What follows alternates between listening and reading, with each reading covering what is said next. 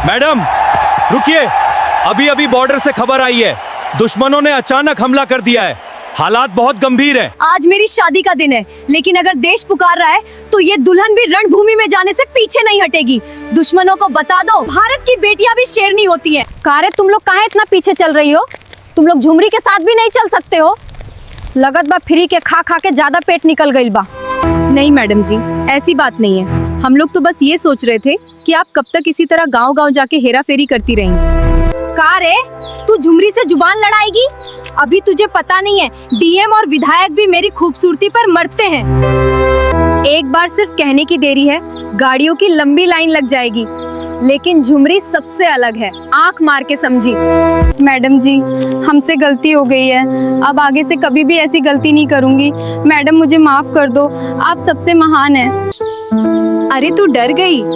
तुझे तो पता है झुमरी को डराना कितना पसंद है। हाँ, आंख मार। अब चलो किसी को चूना लगाते हैं, बहुत हो गया मस्ती मजाक। आज हमें डीएम के पार्टी में भी तो जाना है, इसीलिए चलो किसी को फंसाते हैं आंख मार के। देखो रे देखो आई झुमरी की बारात, दिल खोल के नाचो मैंने किया है बहुत इंतजार। जो मुझसे टकराएगा वो मेरी खूबसूरती से पागल हो जाएगा, अब डरने की ना है बात। देखो रे देखो आई झुमरी की बारात। लगता है आज कोई मुर्गा फंसेगा नहीं। चलो पहले उस बूढ़े की दुकान पे चाय पीते हैं। आज चाय भी पियेंगे और उसे पैसे भी नहीं देंगे।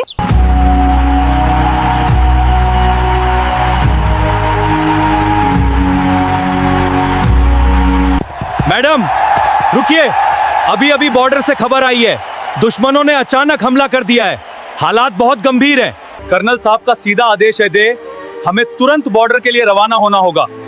देश पहले है, बाकी सब बाद में। आज मेरी शादी का दिन है, लेकिन अगर देश पुकार रहा है तो ये दुल्हन भी रणभूमि में जाने से पीछे नहीं हटेगी। दुश्मनों को बता दो, भारत की बेटियां भी शेरनी होती हैं। अगर दुश्मनों ने हमारे देश की तरफ आंख उठाई है तो उन्हें जवाब भी मिलेगा। शादी बाद में होगी, लेकिन देश की रक्षा अभी होगी। सर 1 मिनट, मैं तुरंत तैयार होके आती हूँ, आप तब तक गाड़ी बाहर निकालिए। माही, तुम क्या कह रही हो? क्या हमारी शादी अभी नहीं होगी? लोग क्या कहेंगे? पहले शादी होने दो, फिर 4 दिन बाद तुम बॉर्डर चली जाना। राहुल, आपको दिखाई नहीं दे रहा है? देश अभी खतरे में और आपको शादी की पड़ी है। देश के लिए मैं एक नहीं बल्कि हजारों शादियां कुर्बान कर सकती हूँ। राहुल, आज अगर मैं सिर्फ अपनी शादी के बारे में सोचूं तो शायद एक पत्नी बन जाऊं, लेकिन अगर देश के बारे में सोचूं तो एक सच्ची भारतीय बेटी बनूंगी। याद रखो, मेरे लिए देश की इज्जत सबसे पहले है, बाकी सब बाद में।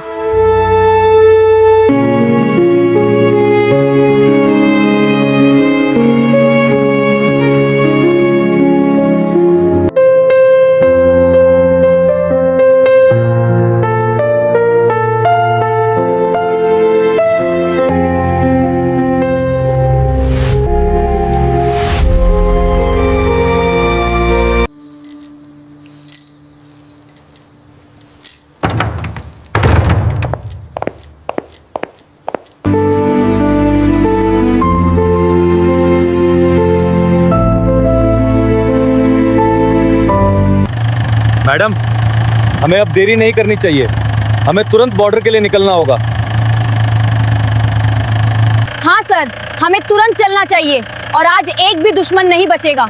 हमारे देश से भिड़ना आज उन्हें बहुत महंगा पड़ेगा।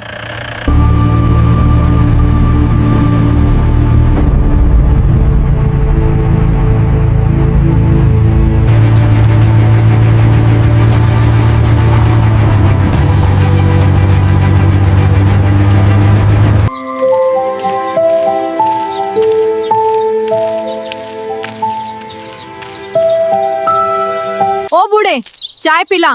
सारा गांव घूम के आई हूँ, लेकिन कोई मुर्गा नहीं फंसा। गरम गरम चाय पिला, थकान दूर होनी चाहिए। ठीक है मैडम साहिबा, अभी आपके लिए स्पेशल चाय बनाता हूँ।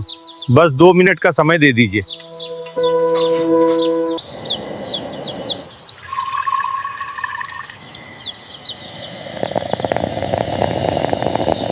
लीजिए मैडम साहिबा, आपकी चाय तैयार है।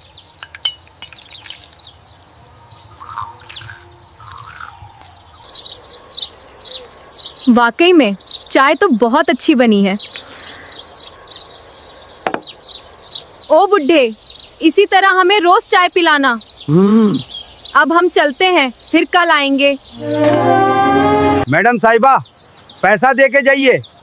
इतनी ज्यादा कमाई नहीं है कि रोज हम आप सभी को फ्री में चाय पिलाऊं। क्या बोला रे बुड्ढे, तुझे पैसा चाहिए? अभी तू झुमरी को अच्छी तरह से पहचान नहीं रहा है। बताओ रे इसको मेरे बारे में। मैडम, मैं तो अपने हक का पैसा मांग रहा हूँ। पैसा आपको देना पड़ेगा।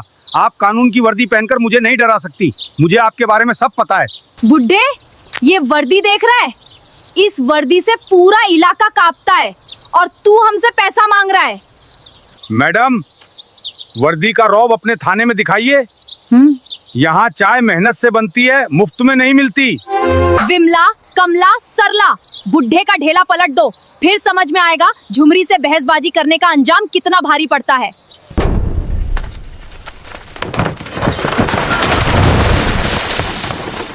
अब बोल बुड्ढे, कैसा लगा झुमरी का कारनामा? अब तुझे समझ में आ गया होगा। अब तू बेच चाय। मैडम, ये ठेला सिर्फ चाय बेचने का नहीं था, यही मेरी रोजी रोटी था। इसी से मेरे घर का चूल्हा जलता। आज आपने ठेला नहीं पलटा, एक गरीब का सहारा पलट दिया। मैं तुम्हारे खिलाफ हाई कोर्ट जाऊंगा, फिर तुम सब नहीं बचोगे। बुड्ढे, अब बहुत हो गया। अब तुम्हें थाने चलकर सब समझाना पड़ेगा। अभी तुम्हें नहीं पता मेरा बेटा कौन है। जब उसे तुम्हारी हरकतों का पता चलेगा तब तुम बच नहीं पाओगी। रस्सी जल गई लेकिन बल नहीं गया। बोला अपने बेटे को, तेरे बेटे को भी तेरी तरह समझा दूंगी। इस इलाके में सिर्फ मेरा राज चलता है।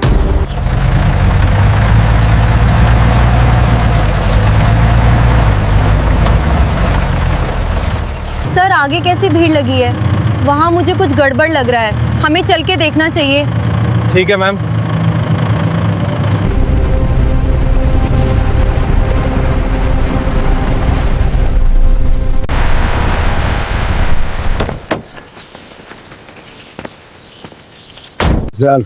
इंस्पेक्टर मैडम, आप ये क्या कर रही हैं? एक बुजुर्ग आदमी का कॉलर क्यों पकड़ रखा है? और ये दूध रास्ते में कैसे गिरा है? आप यहाँ से चली जाइए। ये सिर्फ पुलिस का मामला है। आप हमारे बीच में मत पड़िए। आपके लिए यही बेहतर होगा। जाइए। हम बीच में नहीं पड़ रहे हैं। ये तो आम जनता का हक है आपसे सवाल करने का। आपको जवाब देना पड़ेगा कि आप एक बुजुर्ग आदमी पर हाथ क्यों उठा रही हैं। जवाब नहीं दिया तो क्या करोगी? यहाँ सिर्फ मेरा हुक्म चलता है। तुम्हें सिर्फ इसलिए कुछ नहीं बोल रही हूँ कि तुम एक आर्मी अफसर हो, वरना अब तक तुम्हें भी घुटनों पे बैठा देती। तुम मुझे घुटनों पे बैठाएगी? लगता है तू कानून भूल गई है। तेरे जैसे को हम डेली घुटने पे नहीं, सीधा यम का दर्शन करवाते हैं। वाह, क्या बात है। आज तक कोई नहीं मिला था झुमरी को इस तरह बोल सके। आज तो मजा आएगा। कोई तो झुमरी के टक्कर का मिला। मैं भी देखती हूँ कब तक टिकती है। तुझे बहुत शौक है खेल खेलने का? तेरी तरह हमारे पास फालतू समय नहीं है कि हम बेवजह लोगों को परेशान करें। आखिरी बार कह रही हूँ, चाचा को छोड़ दो। लो। ये तो बहुत डरपोक निकली। चल, मैंने छोड़ दिया, लेकिन तुझे घुटनों के बल बैठकर मुझसे माफी मांगनी होगी। मैं भी तो देखूं आर्मी वाले कैसे माफी मांगते हैं। घुटने के बल मैं नहीं, तू बैठेगी। तुझे अपनी वर्दी पर बहुत नाज है। आज मैं तेरी वर्दी ही उतरवा दूंगी, फिर देखती हूँ तू कैसे चिल्लाएगी। चाचा, बताइए यहाँ आपके साथ क्या हुआ था और किस लिए ये आपके साथ बदतमीजी कर रही है? आप डरिए मत, सब कुछ विस्तार से बताइए। बेटा, क्या बताऊं? ये सब पहले चाय पिए, फिर जब मैंने पैसे मांगे तो ये सब मिलकर मेरा ठेला पलट दिए और मुझे जेल में बंद करने की बातें कर रहे हैं। चाचा, आपको इंसाफ जरूर मिलेगा। कानून किसी के बाप का नहीं है जो अपने तरीके से उसे चलाए। अगर कोई कानून तोड़ता है तो उसे भी सजा मिलनी चाहिए। करण सर, चाचा से सारी जानकारी ले लो और तुरंत सीएम साहब को फोन करो। उन्हें बताओ कि यहाँ एक गरीब आदमी के साथ अन्याय हुआ है और कानून का गलत इस्तेमाल किया जा रहा है। ठीक है मैडम, अब आपको फोन करता हूँ।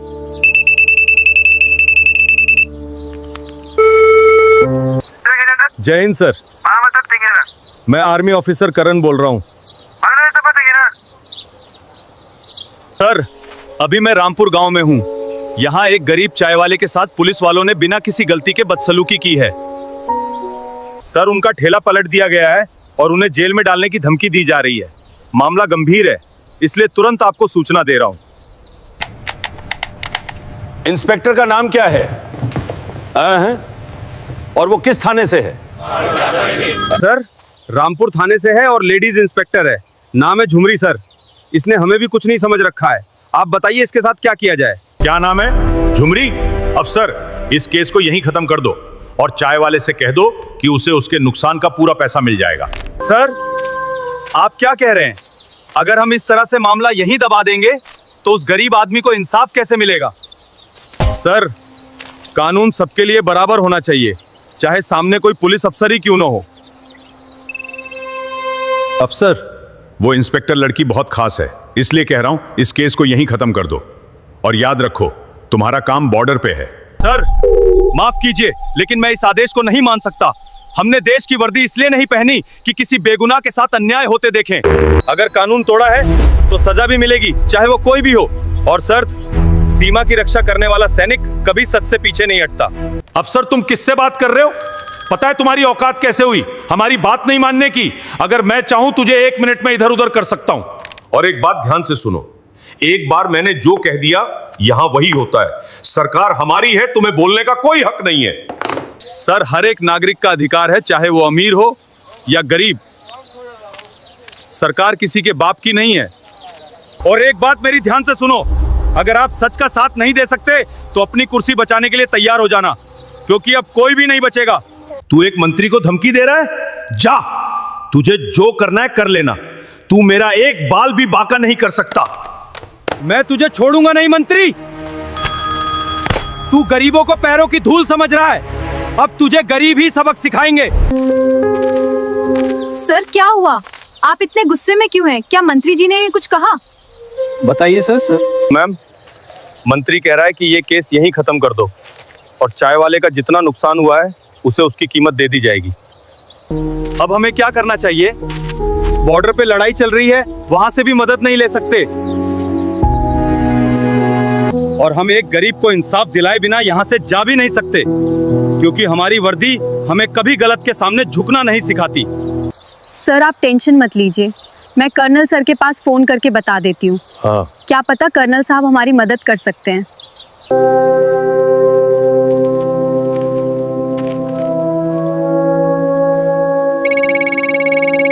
जय हिंद सर। क्या वहाँ पे सब ठीक है सर? हमें माफ कर देना, अभी हम वहाँ पे नहीं आ सकते। टेंशन मत लो, हमने दुश्मनों को मार भगाया है। यहाँ सब ठीक है, घबराने की जरूरत नहीं है। और तुम्हें आने में इतनी देरी क्यों हो रही है?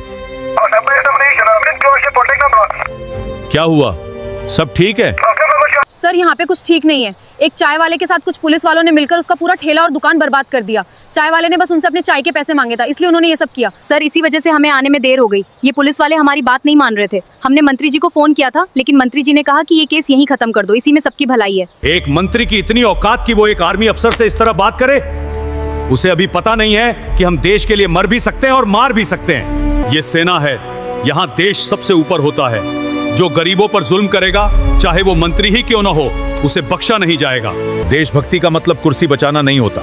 देशभक्ति का मतलब है देश और उसके लोगों के लिए खड़ा होना, और सेना हमेशा उसी के साथ खड़ी रहती है। सर, मैंने उस मंत्री की कॉल रिकॉर्डिंग आपके पास भेज दी है। तुम लोगों ने ठीक किया रिकॉर्डिंग मेरे पास भेजकर। अभी मैं इसे मीडिया वालों के पास भेज देता हूँ। इनकी सच्चाई पूरी दुनिया देखेगी। तुम लोग टेंशन मत लो, उस मंत्री का समय अब खत्म है। अभी मैं प्रधानमंत्री से डायरेक्ट बात करता हूँ। आज उसे पता चलना चाहिए कि फौजी से पंगा लेना कितना भारी पड़ता है। ओके सर, हम यहीं पे रहेंगे और पुलिस वालों को भी यहीं रोक कर रखेंगे।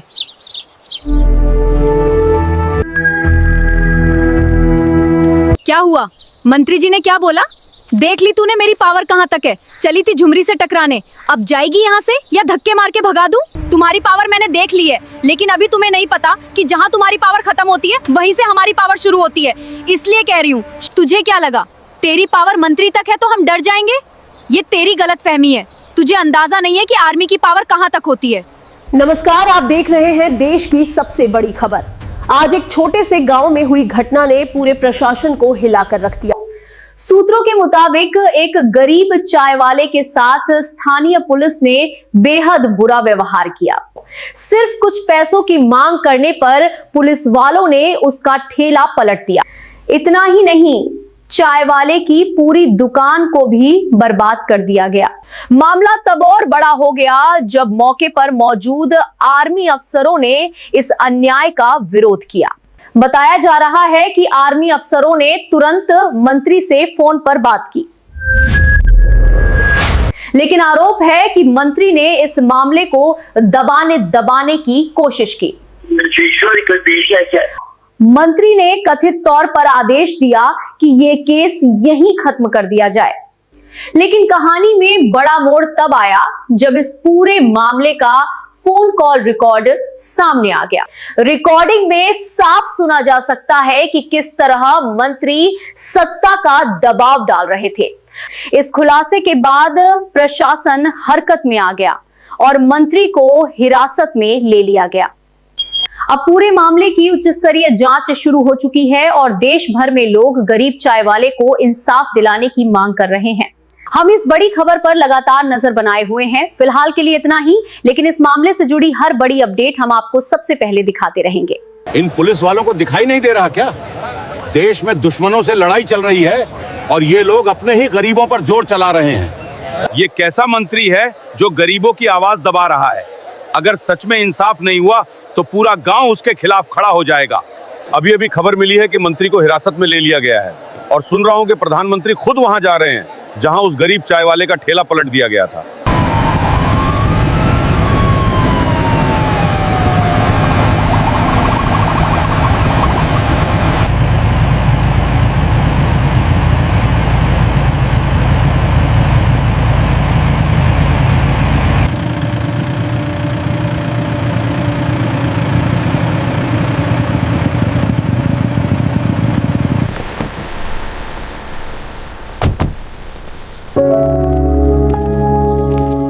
जय हिंद सर। जय हिंद सोल्जर।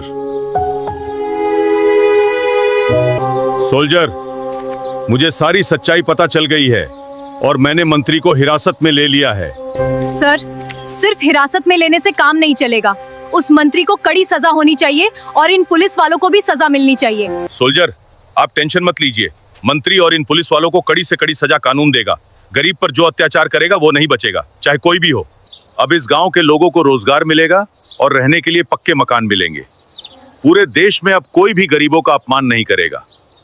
सर, हमें माफ कर दीजिए। हम आगे से कोई गलती नहीं करेंगे। हम गरीबों की मदद करेंगे। सर, हमें एक मौका और दे दीजिए। शर्म नहीं आती तुम्हें? माफी मांग रही हो? वर्दी पहन के इतना कैसे गिर सकती हो? तुम्हें वर्दी की इज्जत करना नहीं आता? जनता हमारे बारे में क्या सोचेगी? जब कानून ही अपराध करेगा तो न्याय कैसे मिलेगा? अभी के अभी इन सभी पुलिस वालों को सस्पेंड करो। कानून का मजाक उड़ाने वालों को वर्दी पहनने का कोई हक नहीं है। देख लिया तूने, सच्चाई कभी छुपती नहीं है।